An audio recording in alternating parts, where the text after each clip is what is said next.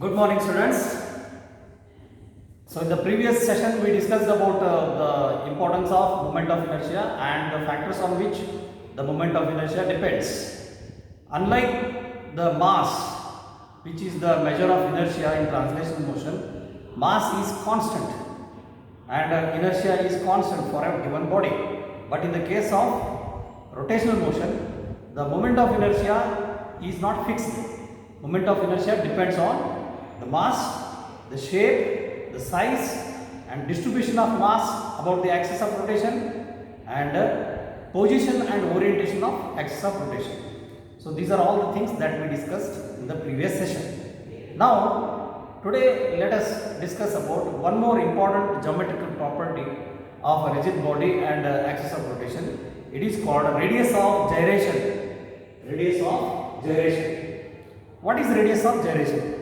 Let us say, for example, we know the moment of inertia of a straight rod about an axis passing through its midpoint perpendicular to its length. Yesterday we have written the equation. Moment of inertia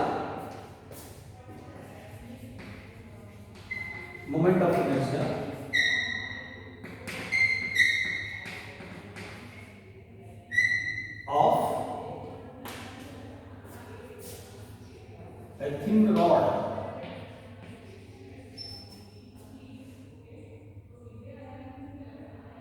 about an axis perpendicular to its length passing through midpoint.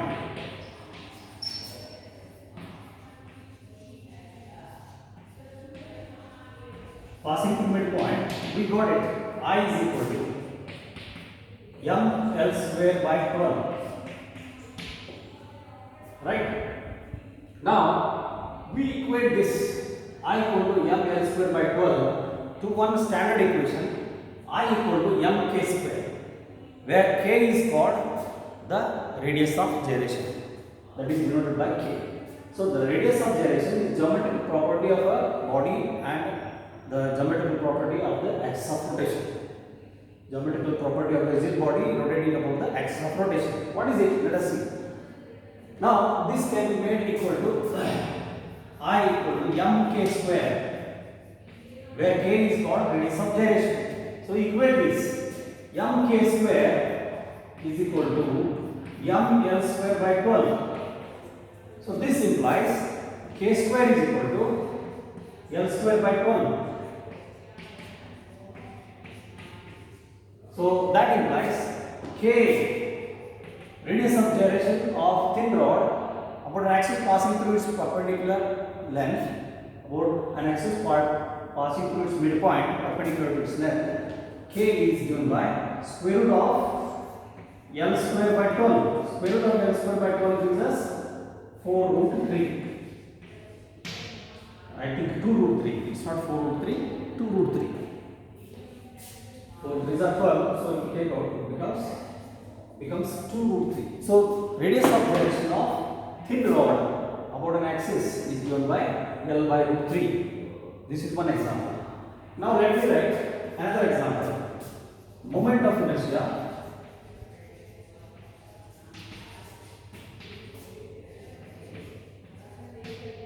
of a solid sphere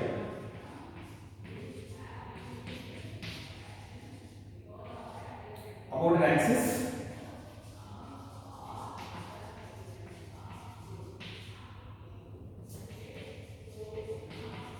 passing through its diameter. This also we discussed yesterday. I is equal to 2 by 5, 2m by 5 r square, 2 by 5 m r square, 2 by 5 m r square. So 2 by 5 m r square, 2 by 5 m r square.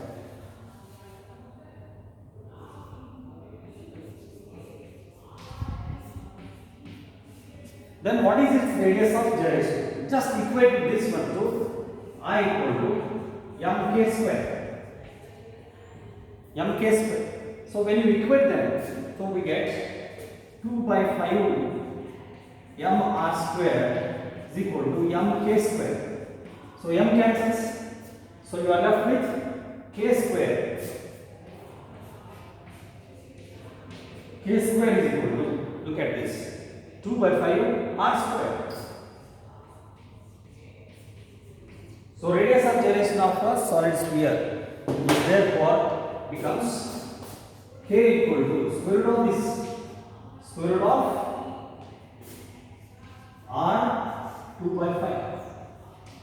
Square root of r square is r and square root of 2 by 5 is 2 by 5 under root. So this becomes radius of gyration of solid sphere about an axis passing through its diameter. So here this is a rod. So moment of inertia about an axis passing through its midpoint perpendicular to its length is given by this one. So its radius of gyration is L by root. So like that, L by 2 root 3. So in this way we can find out the radius of gyration of all the known regular rigid bodies as we discussed yesterday. Moment of inertia of a disc, for example, about its diameter. Let me write it.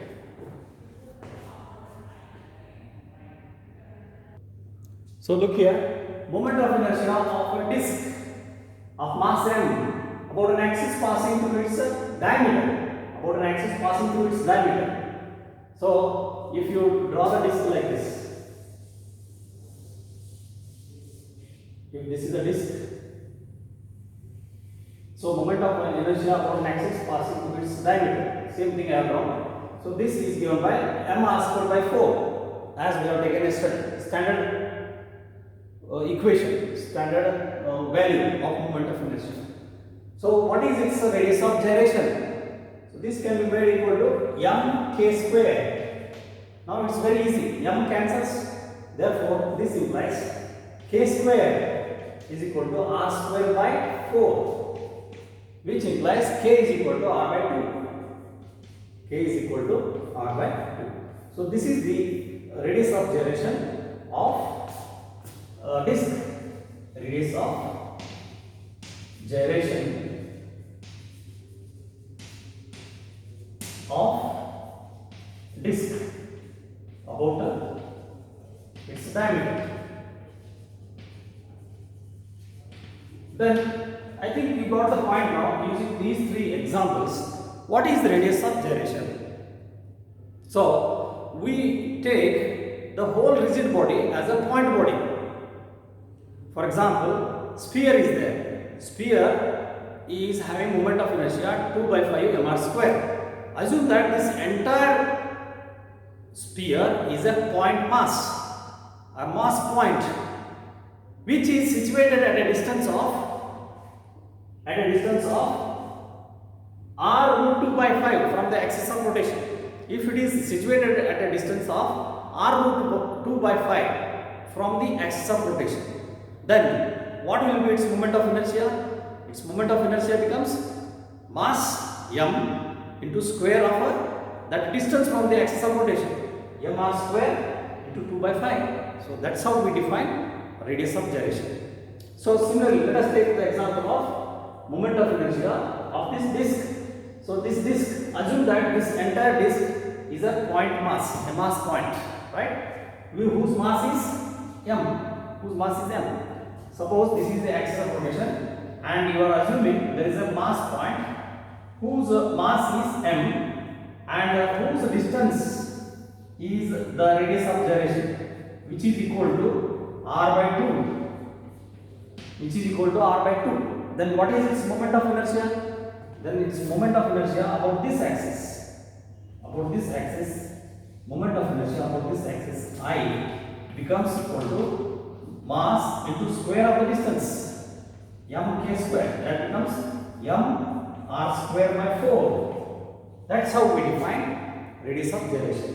So radius of gyration is this geometrical property of the body. It is the length It is the distance from the axis of rotation of a mass point. Look here. Radius of gyration is the geometrical distance from the axis of rotation of a mass point whose mass is equal to mass of the rigid body, and the moment of inertia of this point mass is equal to moment of inertia of the given rigid body. That's how we get the value of radius of gyration. I think you got the point. For example, you have seen the example of radius of gyration of the rod. Radius of gyration of the rod is K equal to L by 2 root 3. L by 2 root 3. Assume that this entire rod is a mass point. This entire rod is a mass point whose distance is K, that is L by 2 root 3. L by 2 root 3 from the axis of rotation. Then what is its moment of inertia? Then its moment of inertia, by definition, mass into square of this distance, L by 2 root 3 whole square. L by 2 root 3 whole square. If you calculate this, you are going to get moment of inertia as ml square by 4 into 3, that gives you ml square by 12. ml square by 12. This is how we calculate the moment of inertia using this geometrical property of the body. So you can just note down what is the radius of gyration. The radius of gyration is the distance of a mass point whose mass is equal to mass of the rigid body and whose moment of inertia is equal to moment of inertia of the whole body about that axis of rotation. That is how we define what is radius of gyration. So radius of gyration is denoted by K and its SI unit is meter. Its SI unit is meter. Okay.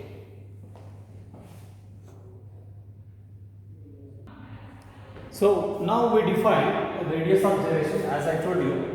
It is the distance, perpendicular distance of the mass point from the axis of rotation whose mass is equal to mass of the whole rigid body and whose moment of inertia about that axis is equal to moment of inertia of the entire rigid body. That's how I have written the perpendicular distance of a mass point whose mass is equal to mass of the rigid body and whose moment of inertia is equal to moment of inertia of the whole rigid body about that axis of rotation. Whole rigid body about the given axis of rotation.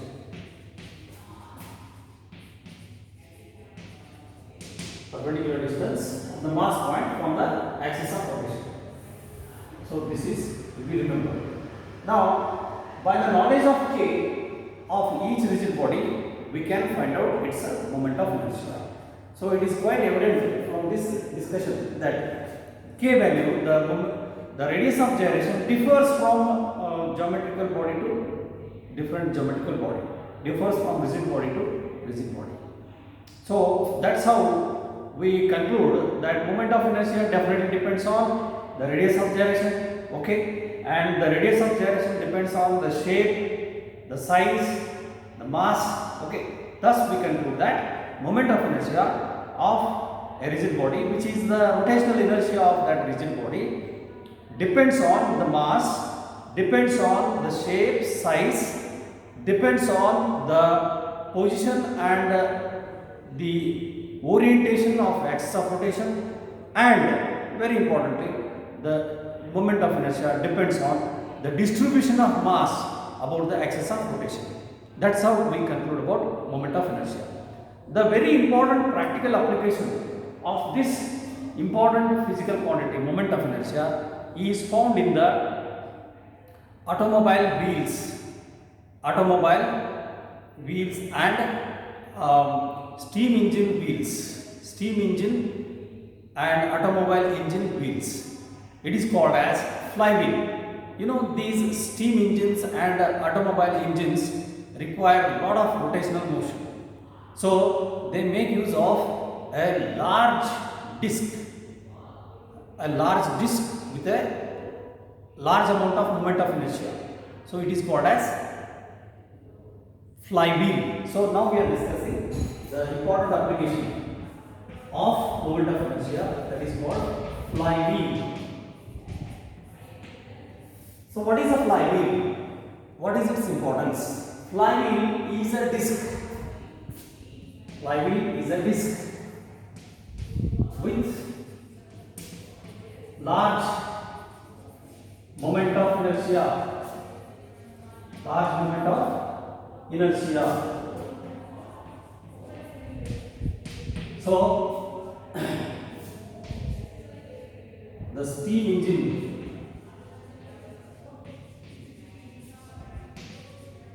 and the automobile engines.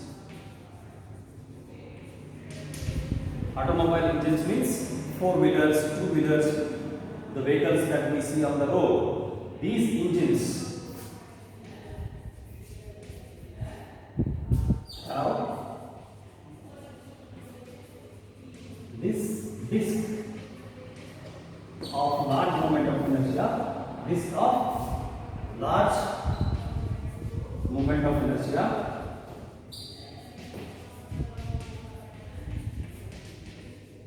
called as flywheel. So the one which is having a large moment of inertia means it cannot be easily set into motion. It cannot be easily stopped when it is in motion. That is the meaning of large moment of inertia. Steam engine, for example, it's a very huge engine. So it will be provided with the big wheels. I am speaking about engine wheels. So these big wheels are connected with a kind of shaft. So when these wheels rotate, the steam engine slowly starts undergoing motion, translation motion. The rotational motion of the wheel lead to translation motion of the engine. So this engine is connected with all the train cars, that is train bogies, right? So it is common experience for all of us that train doesn't stop immediately when it is in motion. Slowly it undergoes halt. Slowly it comes to halt. Similarly, when the steam engine starts moving, slowly it starts moving and slowly it will pick up the speed. So it is because of the flywheel of a large amount of inertia. Similarly, the automobile engines, four-wheelers and two-wheelers, are also having this flywheel, having a disc with large moment of inertia. So it is required. Why is it required? If the wheel, the flywheel with large moment of inertia is fitted with these engines, then the motion of the vehicles, the motion of the four-wheelers, the motion of the two-wheelers and motion of the train will be very smooth. Suddenly when you apply the brake, it will not come to immediate halt. It will not suddenly abrupt coming to rest. It will not abruptly come to halt. It comes to halt gradually. So if there is a flywheel, there is a disc having a large moment of inertia, then what happens? The stopping or coming to halt takes place gradually and thus the jerky movements are avoided. So that will be very comfortable for the passengers who are being seated in the automobiles or who are being seated in the trains. Otherwise, suddenly if it comes to halt, then it will have a jerky movements, it will have a injuries, it will be leading to accidents, it will be leading to injuries. So for the smooth motion, smooth halting and smooth pickup of the vehicles are fitted with the automobile engines and the steam engines are fitted with a disc of large moment of inertia, which is having high moment of inertia, large moment of inertia, that will have a very smooth movements, avoiding the jerky movements. Jerky movements will be avoided. I will give you example of a bike and a scooter. The bike is having a large wheel. The bike is having large wheels compared to the scooter. When you apply the brakes for the scooter, suddenly it comes to a halt because its wheels are small, and the person who is sitting behind you will not be under control. Suddenly he will fall on you. Sometimes if a lady is sitting, then she may suddenly jump on the road because of sudden stop.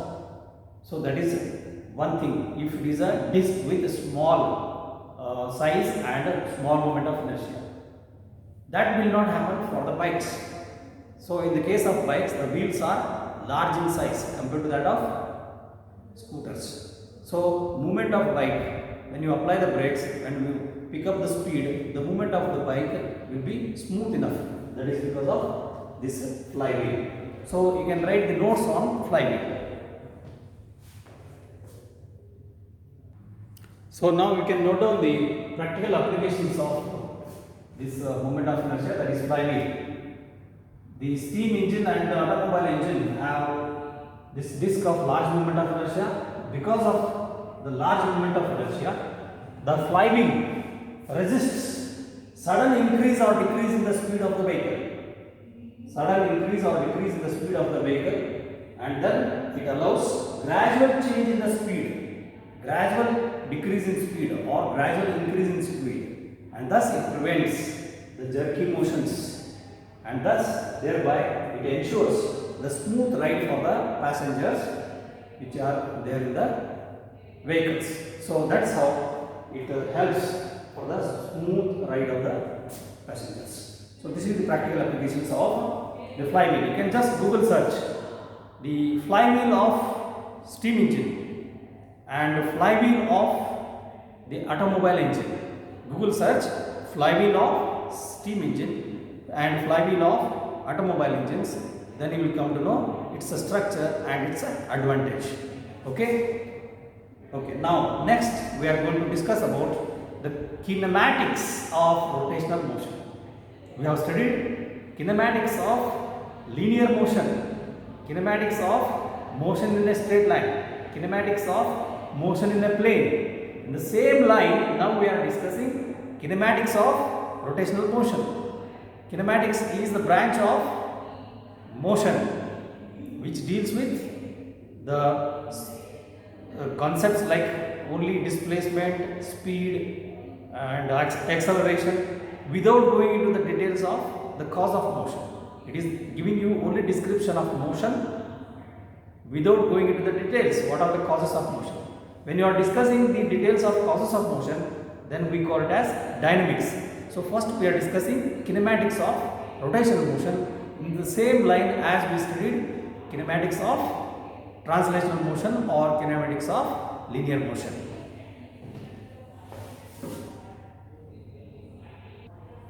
Okay, now let us study the kinematics of rotational motion about a fixed axis. Consider a rigid body which is undergoing rotational motion about the vertical axis, that is z axis, and this is the rigid body undergoing rotational motion like this, pure rotational motion.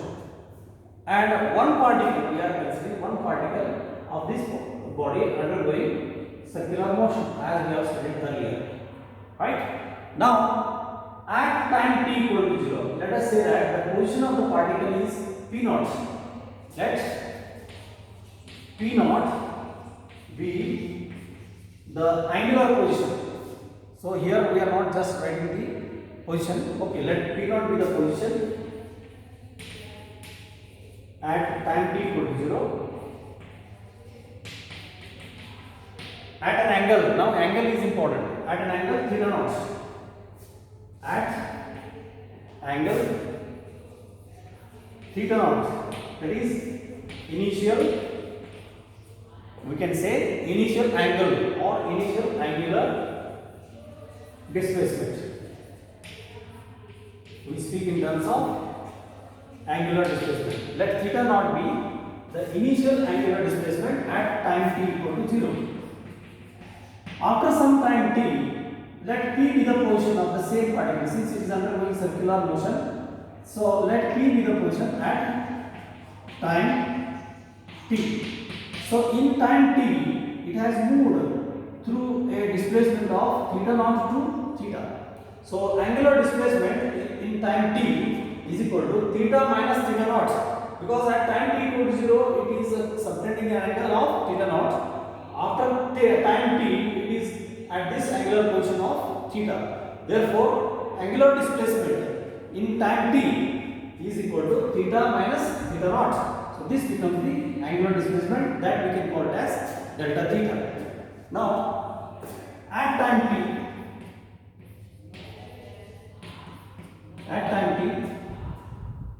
p be the position of the same particle, p be the position at angle with angular displacement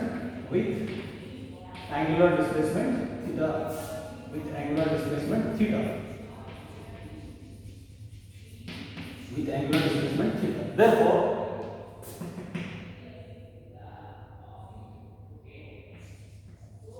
angular displacement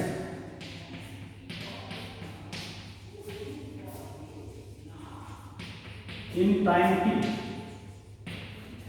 time 0 to t. So in time t, angular displacement is given by theta minus theta naught, which is written as delta theta naught. Now let us suppose one more thing. Initially the particle is having the angular velocity omega naught. Let omega naught be the angular velocity at time t equal to 0, and omega be the angular velocity after some time t. Just like v naught be the initial velocity at time t equal to 0, v be the final velocity at time t. That's how we studied the translational motion, that is linear motion. And then we got first equation of motion, if you remember. First equation of motion, that is when the particle is in uniform, for uniformly accelerated motion. For uniformly accelerated motion, we got the first equation of motion, v equal to v naught plus at. This is for translational motion. The same way we are connecting the angular velocity at time t with angular velocity at time t equal to 0. This is final velocity, this is initial velocity. So you can write initial angular velocity and this is final angular velocity. So we can write on the same line, omega becomes equal to omega naught plus alpha t, where alpha is the uniform angular acceleration. So this is the example of uniform angular accelerated motion, uniform angular acceleration of the rotational motion. So if alpha is the uniform angular acceleration, then we get first equation omega equal to omega naught plus alpha t. Second equation we got x minus x naught equal to v naught t plus at, where we called x minus x naught as the displacement delta x. Delta x is equal to v naught t plus alpha, v naught t plus half at square, v naught t plus half at square. On the same lines we can write second equation, theta minus theta naught. That is what we have done. Change in displacement, angular displacement in time t. Theta minus theta naught equal to omega naught t plus half a to be replaced by alpha and t as is. X minus x naught to be replaced by theta minus theta naught. V naught to be replaced by omega naught, and the equation will be similar. So theta minus theta naught is equal to omega naught t plus half alpha t square. This gives us change in angular displacement delta theta. So this becomes second equation. In the same way, third equation, p square minus v naught square is equal to 2as, 2a into x minus x naught, where x minus x naught is the displacement. On the same lines, you can write omega square minus omega naught square is equal to 2 alpha theta minus theta naught. 2 alpha into theta minus theta naught. This you can further write as 2 alpha delta theta. So this becomes third equation of rotational motion. So this is the discussion of kinematics of rotational motion of a rigid body about a fixed axis, which necessarily describe three equations of uniform angular acceleration. Uniform angular acceleration means alpha is constant. Alpha is constant. We know what is alpha.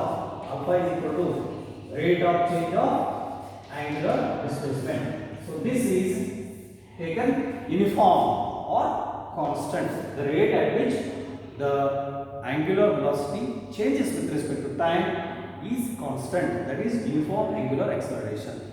So this is how we get three equations. And in the next session, we will derive these three equations using integration method. It is called derivation of these equations using first principles of integration. Okay, that we will discuss in the next session. Thank you. Have a nice day.